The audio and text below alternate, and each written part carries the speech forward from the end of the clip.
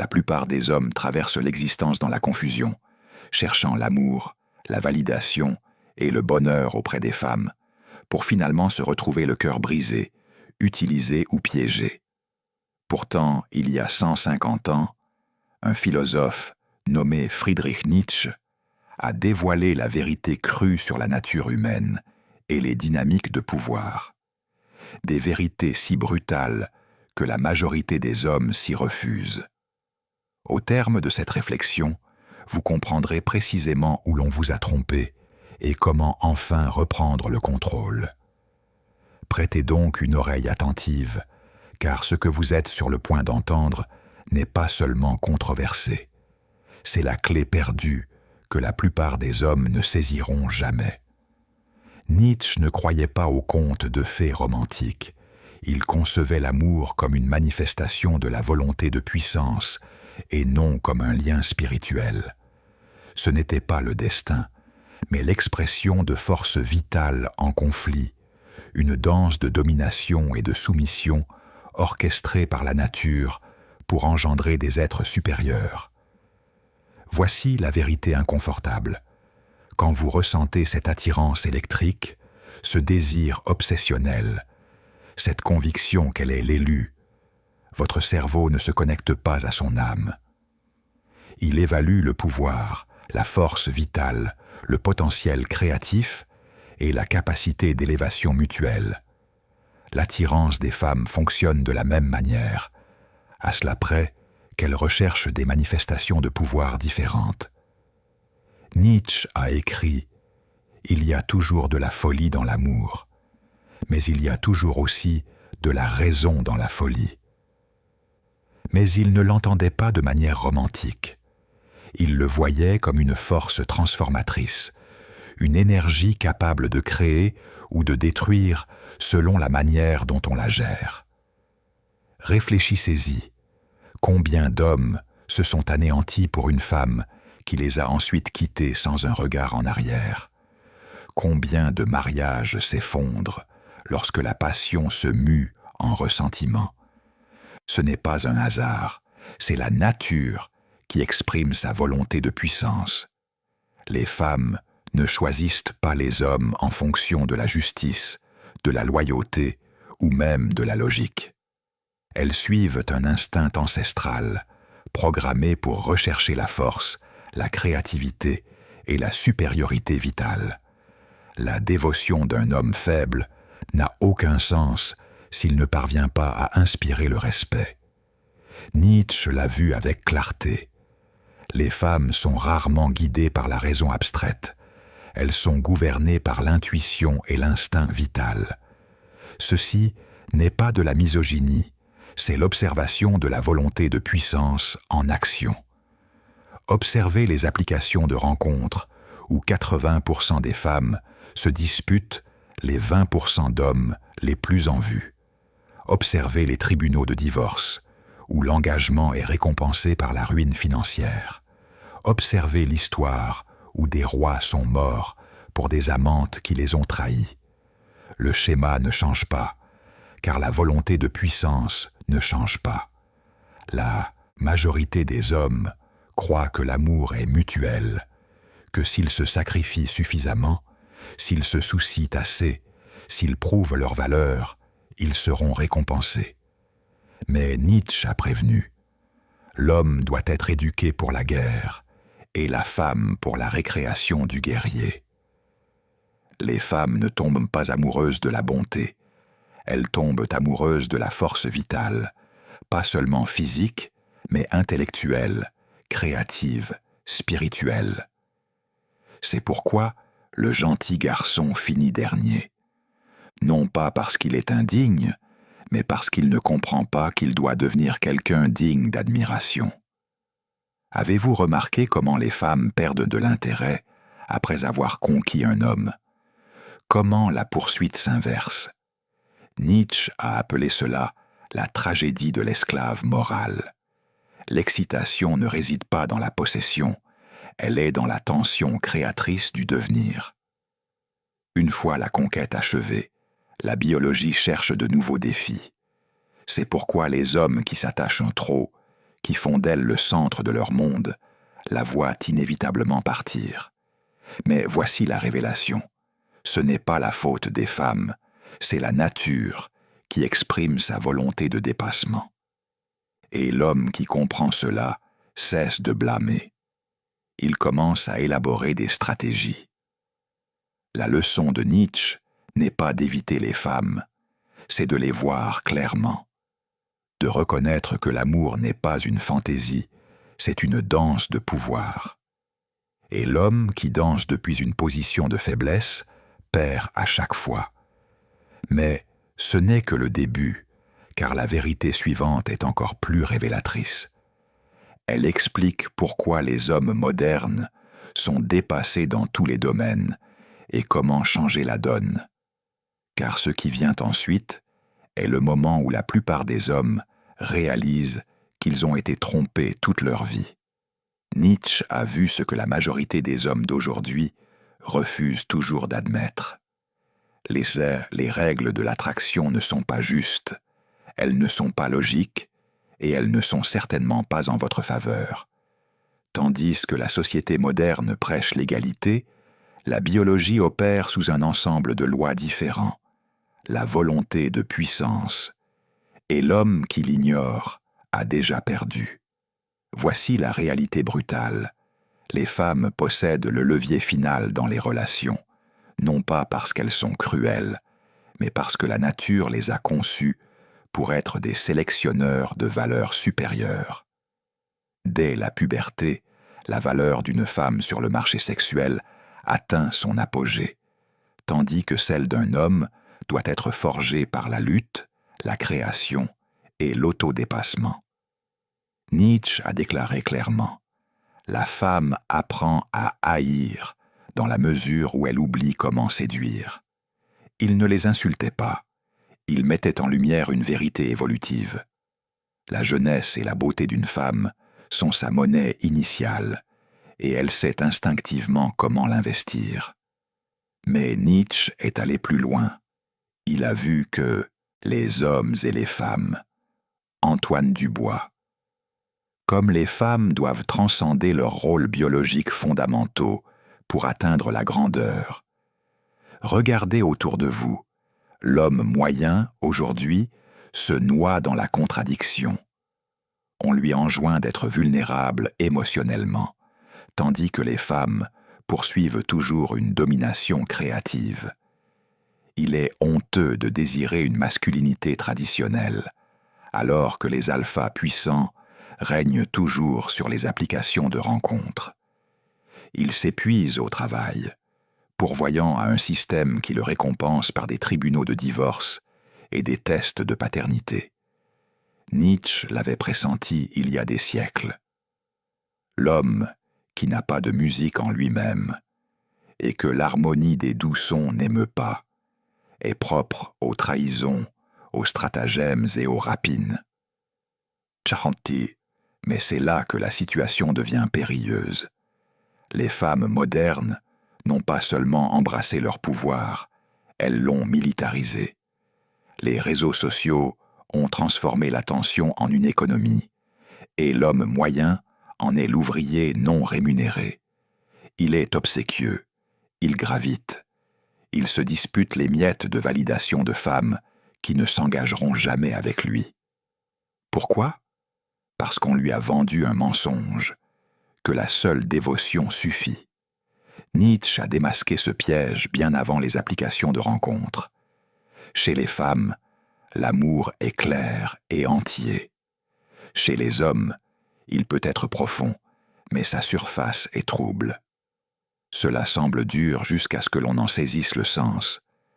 L'amour féminin est instinctif et total, mais il est intrinsèquement lié à la perception de la valeur. Un homme n'est pas valorisé pour ce qu'il est, mais pour ce qu'il peut devenir. Dès qu'il cesse de progresser, elle lui en veut. S'il stagne, elle le remplace. Et la société moderne l'encourage. Nietzsche a catégorisé les hommes, ceux qui créent des valeurs et ceux qui les suivent. L'homme réactif s'épuise à vouloir prouver sa valeur selon des standards extérieurs. l'homme créatif établit ses propres standards et attire naturellement. L'un mendie la loyauté, l'autre inspire la dévotion. Vous le constatez partout, l'employé de bureau qui sacrifie sa santé pour une promotion, espérant que cela regagnera le respect de sa femme, le pratiquant de salle de sport qui métamorphose son corps, seulement pour réaliser que les femmes le désirent désormais, mais uniquement pour le sexe, pas pour un engagement. L'adulateur qui dilapide son salaire pour une femme qui l'ignorera dès qu'un homme de plus grande valeur créative apparaîtra. Ces hommes ne sont pas des victimes, ils sont les volontaires de leur propre médiocrité. Mais Nietzsche n'a pas seulement diagnostiqué le problème, il a révélé la solution. La première règle de la volonté de puissance est de voir le monde tel qu'il est, non tel que vous désirez qu'il soit. L'homme qui prospère, aujourd'hui, n'est pas celui qui s'accroche à un romantisme obsolète, c'est celui qui forge ses propres règles. Et la vérité ultime, le jeu est truqué, mais seulement si vous jouez selon les règles des autres. C'est là que la plupart des hommes cèdent, car la prochaine vérité est la plus difficile à avaler. Il ne s'agit pas des femmes, il s'agit de vous. Et dès l'instant où vous l'affrontez, tout change. Nietzsche a découvert une vérité dérangeante que la psychologie moderne confirme désormais. Les femmes ne rivalisent pas comme les hommes. Elles ne vous défient pas directement. Elles n'exposent pas leur pouvoir là où vous pouvez le voir. Leur plus grande arme est invisible, instinctive et d'une efficacité dévastatrice, l'influence émotionnelle et la manipulation de la perception sociale. Tandis que les hommes se battent à coups de poing ou de logique, les femmes mènent la guerre par la perception. Elles ne conquièrent pas, elles manipulent la réalité elle-même. Considérez ceci, quand un homme veut quelque chose, il l'exige. Quand une femme veut quelque chose, elle vous fait croire que c'était votre idée. Nietzsche l'a vu clairement. Les femmes sont considérées comme profondes. Pourquoi ? Parce qu'on n'arrive jamais au fond d'elles. Les femmes ne sont même pas superficielles. Mais cette focalisation sur l'instant présent leur confère un avantage périlleux. Elles lisent les micro-expressions, les inflexions de ton et les dynamiques sociales avec une précision quasi surnaturelle. Un homme pense qu'il a une conversation. Une femme mène un interrogatoire. Les hommes modernes croient décontrôler leurs relations. Ils se trompent. Du premier rendez-vous aux tribunaux de divorce, les femmes guident l'interaction par des tests subtils. Le test de conformité. À quelle vitesse réorganisez-vous votre emploi du temps pour elle ? Le test de cadre. Si vous maintenez votre position ou cédez à ses émotions. Le test d'investissement. Si vous poursuivez plus qu'elle ne le fait. Nietzsche a averti. La femme a la logique de ses sentiments. L'homme, les sentiments de sa logique. Ce n'est pas de la méchanceté, c'est une programmation évolutive affinée sur des millénaires. Dans un monde où la force physique ne garantissait pas la survie, l'intelligence émotionnelle est devenue la monnaie suprême. La femme qui ne parvenait pas à naviguer la psychologie masculine ne transmettait pas ses gènes. C'est là que les hommes modernes tombent aveuglément dans le piège. Ils confondent l'attention d'une femme avec un intérêt authentique. Mais Nietzsche a révélé la dure réalité. Les femmes se vengent des hommes de la dépendance où la nature les a mis à leur égard. Les femmes sont plus attirées par les hommes qui n'ont pas besoin d'elles pour se sentir complets. L'instant où vous faites d'une femme votre but est l'instant où elle perd le respect pour vous. Cela explique pourquoi le gentil garçon finit dernier, pourquoi les mariages s'effondrent après que les hommes ont sacrifié leurs ambitions, pourquoi Antoine Dubois nous explique que les femmes recherchent des hommes émotionnellement inaccessibles. Cela ne signifie pas qu'elles désirent être maltraitées.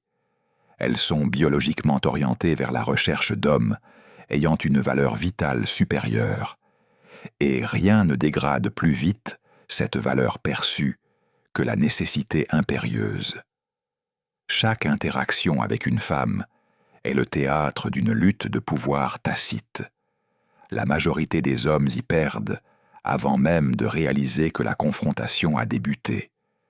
Elle pleure pour éluder toute responsabilité. Elle retient son affection pour exiger la conformité.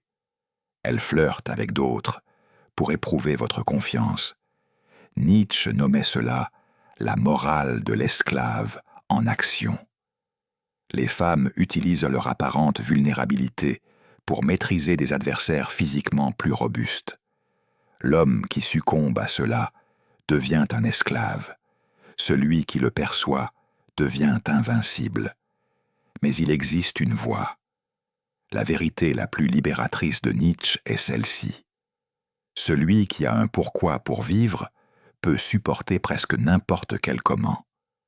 Le premier pas vers la liberté est de reconnaître ses chaînes. Une fois que vous comprenez que la nature féminine n'est pas une affaire personnelle, mais biologique, vous cessez de le prendre personnellement. Vous arrêtez de mendier la loyauté et commencez à l'inspirer. Voici l'ultime enseignement. Les mensonges les plus pernicieux ne sont pas ceux que les femmes racontent aux hommes, mais ceux que les hommes se racontent à eux-mêmes. La révélation la plus dévastatrice de Nietzsche ne concernait pas les femmes, mais la réalité froide et inflexible de la volonté de puissance elle-même.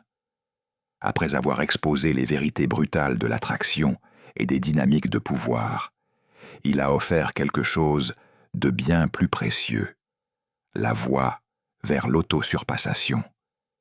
Il ne s'agit pas de vaincre les femmes, mais de transcender complètement le jeu par la création de ses propres valeurs. Les hommes modernes commettent une erreur fatale. Ils pensent que le bonheur découle de la validation féminine. Nietzsche a percé cette illusion. Le bonheur de l'homme se nomme « je veux ». Le bonheur de la femme se nomme « il veut ». Les hommes qui s'épanouissent ne sont pas ceux qui conquièrent dans les femmes, mais ceux qui se conquièrent eux-mêmes. Ils développent un but si absorbant, si intrinsèquement gratifiant, que l'attention féminine devient un bonus agréable plutôt qu'une nécessité vitale. Les hommes les plus remarquables de l'histoire, les artistes, les inventeurs, les guerriers, n'ont pas été distraits par la quête. Ils étaient trop absorbés à bâtir des empires de sens. Voici les 3 piliers de la masculinité inébranlable, selon la philosophie nietzschéenne, la souveraineté créative. Nietzsche avertissait que, sans musique, la vie serait une erreur. Il ne s'agit pas uniquement d'argent, mais de la liberté que garantit la création autonome. L'homme qui maîtrise sa capacité créative contrôle sa destinée. La profondeur philosophique. La plupart des hommes vivent en pilote automatique, suivant des valeurs héritées. L'homme exceptionnel cultive un esprit assez aiguisé pour créer ses propres valeurs. Il lit, débat et pense par lui-même, forgeant sa propre morale. La maîtrise physique. Le corps n'est pas juste un outil d'attraction, c'est le vaisseau de votre volonté de puissance. La faiblesse ici engendre la faiblesse partout ailleurs. Un corps sain est une chambre pour l'âme, un corps malade, une prison. C'est là que la sagesse de Nietzsche devient révolutionnaire. Deviens ce que tu es. Ceci n'est pas du pessimisme, c'est un réalisme transformateur. L'homme moderne qui cesse de mendier l'amour, l'approbation ou la justice voit soudain ces choses venir à lui. Pourquoi ? Parce qu'il s'est détaché des masses désespérées. Il est devenu le prix. La bataille entre hommes et femmes n'est pas personnelle. C'est un théâtre biologique qui se déroule depuis des millénaires. Mais l'homme supérieur peut le transcender. L'homme qui s'éveille à cela cesse de blâmer et commence à évoluer. Il ne se plaint pas de la nature féminine. Il s'y adapte tout en créant quelque chose de supérieur. Il bâtit une vie si attractive que les femmes doivent se conformer à ses standards ou observer depuis les tribunes. L'ultime leçon de Nietzsche, l'individu a toujours lutté pour ne pas être absorbé par la tribu. Si tu tentes, tu seras souvent seul et parfois effrayé. Mais aucun prix n'est trop élevé pour le privilège d'être maître de toi-même. Le choix vous appartient. Continuez à poursuivre des illusions ou entrez dans votre véritable pouvoir. La pilule rouge ne consiste pas à haïr les femmes, mais à aimer la vérité suffisamment pour vous reconstruire à votre propre image. C'est ici que votre vie réelle commence.